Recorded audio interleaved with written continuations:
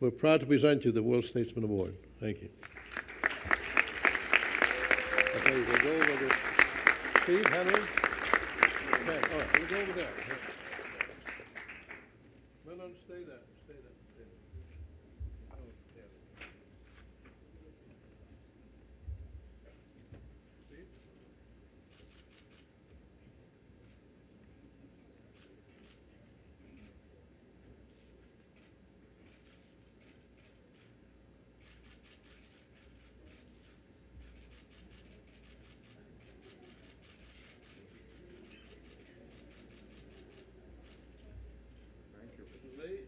Souvenir for your home? Thank you.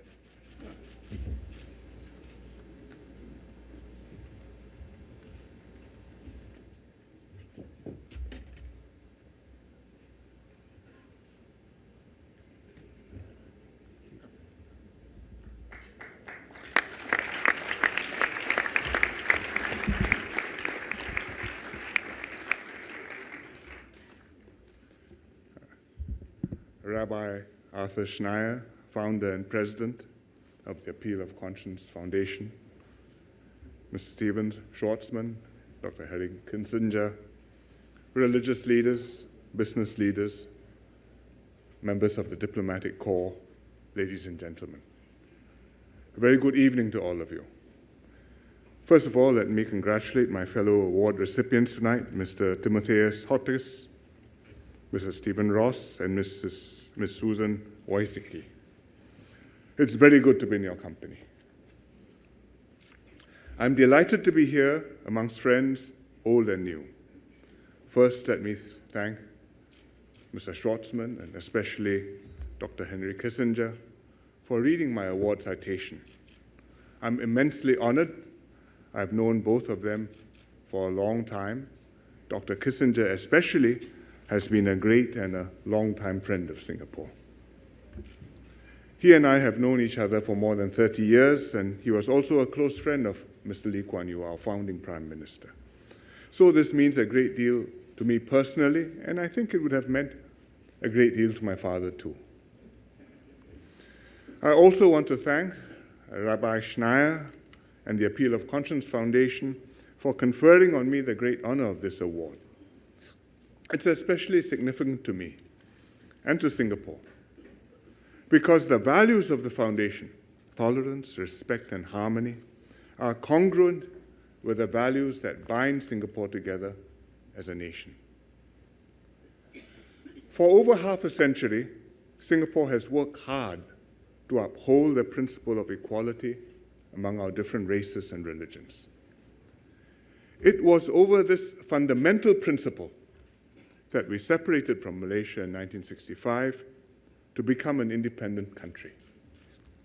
Indeed, on the very day that we became independent, Mr. Lee Kuan Yew declared that in Singapore, everybody would have his place, equal, language, culture, religion. And our national pledge, which students recite every morning in school, declares that as citizens of Singapore, we pledge ourselves as one united people, regardless of race, language, or religion, to achieve happiness,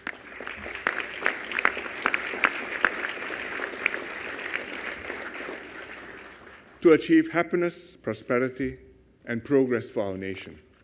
At the time we created the pledge, this was a dream and an aspiration, but over half a century, in substantial measure, we have made it come true, and we continue to strive towards this ideal. This founding philosophy enabled us to grow into a diverse but harmonious society. We are racially and religiously diverse, 5.7 million Chinese, the majority, Malays who are Muslim, Indians, Eurasians, and others, living on an island slightly smaller than New York City. All the great religions are represented in Singapore. Christians, Buddhists, Taoists, Muslims, Hindus, Jains, Sikhs, Baha'is, Jews, and also Zoroastrians, the Parsis. The Pew Research Center ranks Singapore as the most religiously diverse country in the world. And today, it is a harmonious society. And we didn't become so because Singaporeans are uniquely virtuous people. In the Federalist Papers, number 51, the author, who was probably James Madison, wrote, "If men were angels, no government would be necessary. If angels were to govern men, neither external nor internal controls on government would be necessary." Singapore's approach to race and religion is based on a similar insight. We created structures, constitutional, political, social, that discouraged intolerance, curbed chauvinism, and nudged social behavior in positive ways long before nudging became intellectually fashionable. Constitutionally, our state is strictly secular, but not anti-religious. Our religious communities trust the authorities to treat all faiths completely impartially. Laws are based on the national interest and not on religious commandments. One of the first constitutional measures we passed after independence was to create the Presidential Council for Minority Rights. And this council scrutinizes all legislation to ensure that they do not discriminate against any race or any religious community.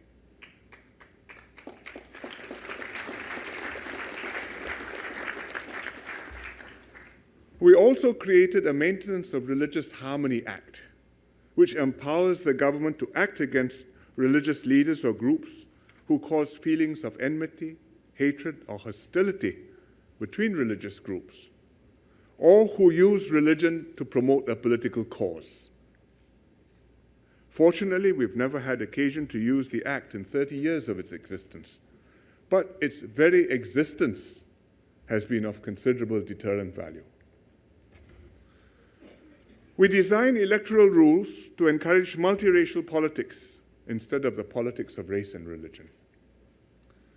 In parliamentary elections, political parties are required to present multiracial slates to contest multi-member seats. You put up a team of 4, 5, or 6. One member of the team must belong to a minority race designated for that constituency, and you compete against another team, team against team, and the better team wins.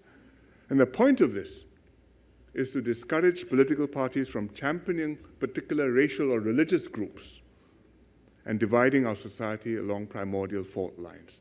Because if you do that, you are undermining the minority member of your community. And if you champion your minority rights, you alienate the majority members of your team, and you alienate the majority of the members in your constituency, all of which are racially mixed. So this prevents us from being divided along primordial fault lines, and it also guarantees that our parliament will always have a minimum number of legislators from the minority communities so that minorities do not feel shut out. Recently, we took this further. We amended the Constitution to ensure that our president, who is a directly elected head of state, we ensured that he or she will come from one of the minority races if no president from that race has been elected for some time. So it's a fail-safe position. You have a free election, but if after 5 elections you have not had a president from a particular race, the next election is a reserved one for candidates from that race.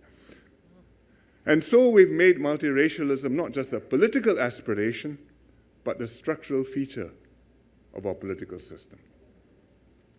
And this is reinforced by our public policies.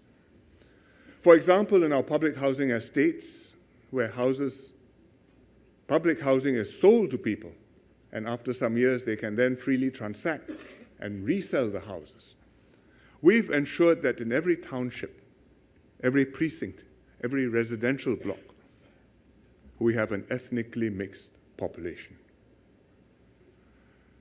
Since over 80% of Singaporeans live in public housing, we have no racial enclaves, we have no ghettos.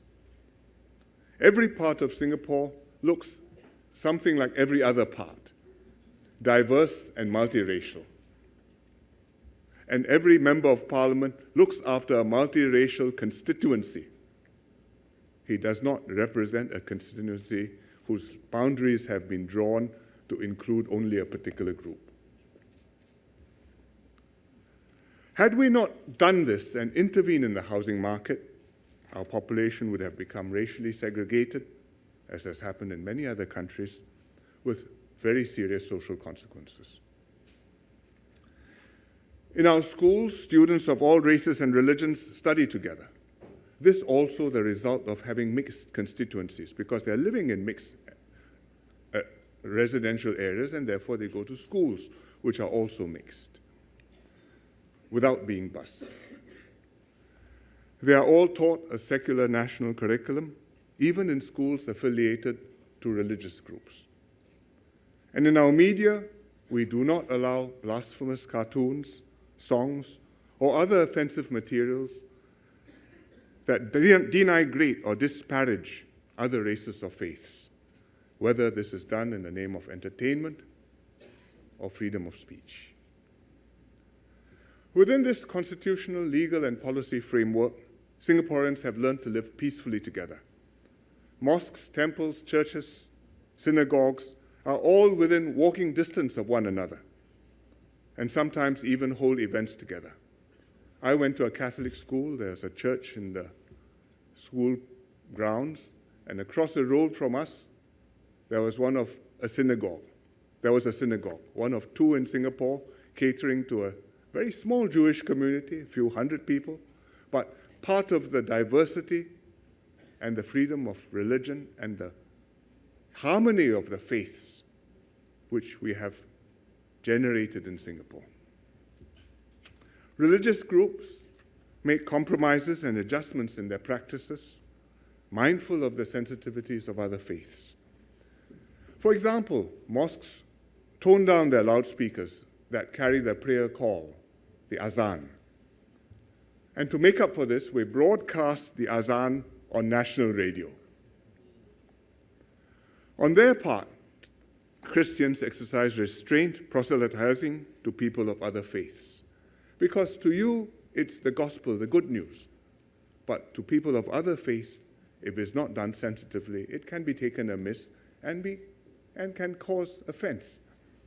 And so we have made our adjustments. We have learned to live harmoniously together. And we've made this accommodation of the faiths, not just through our policies and edicts, but in our daily lives. We are also fortunate that religious leaders in Singapore understand the multiracial and religious context and guide our flocks responsibly. They've worked together to promote mutual understanding and strengthen the ties between the groups, for example, through interfaith dialogues. We have an organization in Singapore called the Inter-Religious Organization, and almost all the faiths are there, and they've existed for 70 years. I just celebrated their 70th birthday with them, and they are probably the oldest such organization in the world. The different leaders have cooperated quietly with one another to resolve sensitive issues which inevitably arise from time to time and prevent them from flaring up and causing wider misunderstandings. These policies and practices have served Singapore well. Over decades, Singaporeans have become more united. We've strengthened our identity as one people. But circumstances are changing, the world is changing, and we have to adapt. And I want to highlight four forces, four megatrends, if you will, that are impacting us greatly. First of all, our society is experiencing growing religiosity among all faiths, even though the non-religious form a growing minority. But the people who are religious are becoming more religious, more fervent, more formal in their beliefs. It's a worldwide phenomenon. People everywhere take their faiths more seriously and practice them more fervently. In itself, this is not a bad thing at all. because religion is a deeply held conviction, personal conviction. It guides one's conscience and gives one a profound sense of the meaning and purpose of life. But as convinced as one may be of one's own faith, we cannot get carried away and show disrespect to other people's faiths or other people's gods. In Singapore, we strongly oppose exclusionary practices, practices that discourage people of different faiths from interacting with one another as fellow citizens. This year, our religious leaders came together and made a formal collective declaration that it's entirely proper, indeed it's praiseworthy, for people of different faiths to befriend one another, to exchange felicitations on each other's religious festivals, and eat together, despite different dietary rules. All common sense, none to be taken for granted. Second, being a small and open society, Singapore is particularly susceptible to external influences.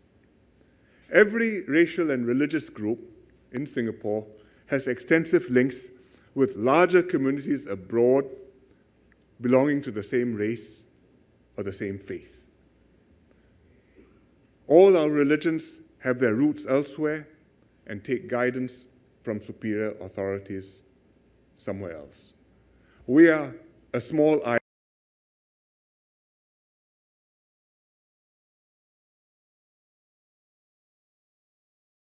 have blossomed. They enrich our society and allow us to learn from others, but they can also import disputes and troubles from other lands that will undermine our social cohesion. We do our best to insulate ourselves from other people's problems, knowing full well that complete disengagement is impossible. So we ban or we expel foreign preachers who bring their foreign quarrels to Singapore, or who seek to persuade Singaporeans to practice their religions in ways that are not appropriate to our society. At the same time, we explain to Singaporeans that different societies often practice the same religion in different ways, and we try to inculcate in ourselves confidence and pride in our own way of doing things, our own practices and norms. Thirdly, social media has altered the way people communicate. It helps provocative views to circulate and gain currency. Charismatic, radical preachers have built followings in the tens of millions online. And a single offensive or thoughtless post that goes viral can be seen by millions within a few hours and create a tense situation when all was peace and calm the night before. It has become dangerously easy for people both to cause offense and also to take umbrage. We must not allow those who spread toxic views and poison on the internet to get away with what may literally be murder. Policing the internet is a Sisyphean task, but we must keep our laws updated and devise fresh and effective countermeasures. Thus, we recently passed a new law, the Protection from Online Falsehoods and Manipulation Act. It gives the government and the courts powers to require the correction of misinformation and falsehoods, which are online, and to take action against those who deliberately spread such untruths, and to deal with websites that give them a platform to do so. It's a problem which many countries are grappling with. This is our approach to it. We continue to learn from others, and maybe other people will find something interesting in the way we have decided to tackle our problem. Fourthly, violence in the name of race or religion is a real and present danger. There will always be some people who pervert and misuse religion to justify their violent ends. For example, just after the September 11 attacks in 2011, we uncovered in Singapore a jihadist group linked to Al-Qaeda. It was a total surprise to us. And they were planning to attack multiple targets in Singapore, including the US Embassy and visiting US Armed Forces, and advanced in their plans. Had they succeeded, Singapore would have been ground zero. It would not only have caused death and destruction, but could have torn apart our social fabric. Because non-Muslims in Singapore would have looked at their Muslim compatriots with suspicion and anger, while Muslim Singaporeans would have feared for their safety from non-Muslims. Having preempted the physical attack and neutralized the group, we immediately strove to reinforce trust and confidence between the religions. We talked openly about the danger so that everyone knew these were the actions of extremists who did not reflect the views of Singapore Muslims in general. Behind closed doors, we shared sensitive intelligence about the threat with religious and community leaders of all faiths. And we put them together in the same room when we brief them, so that we speak candidly and everybody knows that we're briefing everybody the same message. We're not broadcasting different messages to different groups. And you have to confront this problem together as Singaporeans. The leaders understood the problem, felt trusted, and did their part to keep Singapore united. Muslim leaders came out to condemn the terrorists and affirm their solidarity with non-Muslims. Non-Muslim leaders, in turn, expressed understanding and continued confidence in their Muslim brethren.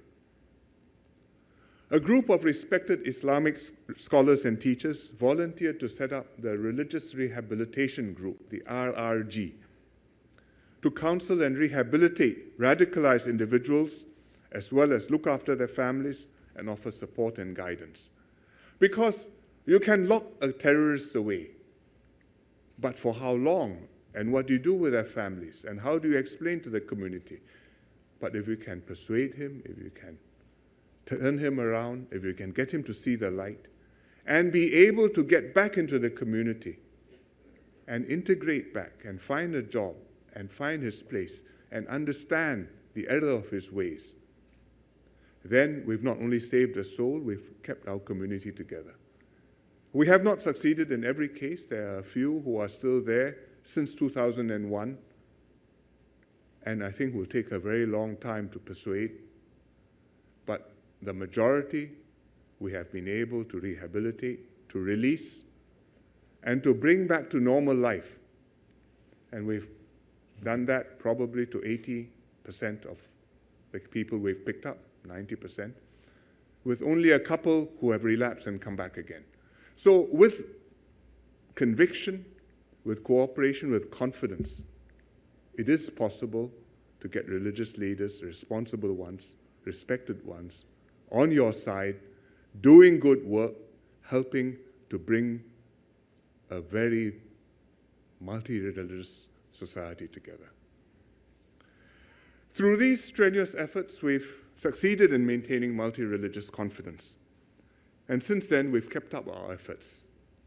The danger of a terrorist attack continues, whether it's from ISIS or Al-Qaeda, or recently, in the last few years, some misguided soul self-radicalized by extremist propaganda which he or she has found online. And if such an attack ever happens, Singaporeans must hold together as one nation. Singapore is very fortunate that our founding generation set us in the right direction. They labored mightily to lay the foundation for the harmonious relations that we enjoy today. And their successes have maintained tolerance and respect between the different faiths and bonded more closely together despite serious challenges to our social cohesion. I hope future generations will cherish this harmony, realize how precious it is, and strengthen it further. We must never allow religion to be weaponized or used as a front for other conflicts. As Rabbi Schneier has put it, a crime committed in the name of religion is the greatest crime against religion. Government actions alone cannot bring about this religious harmony. Responsible voices need to speak up, set the example, spread the message of acceptance and respect. Thankfully, organizations like the Appeal of Conscience Foundation have been doing precisely that. In fact, you've been doing this for as long as Singapore has, because the foundation was founded in the same year that Singapore became independent, in 1965.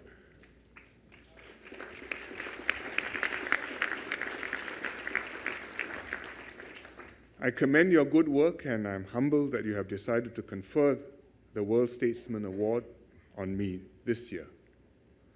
I accept it not just on behalf of myself, but of all those who have contributed to building a harmonious society in Singapore. May this award continue to inspire us all to pursue our unchanging ideal of people living together in peace and harmony, regardless of race, language, or religion, in every country in the world and in the world as one together. Thank you very much. Thank you, Rabbi.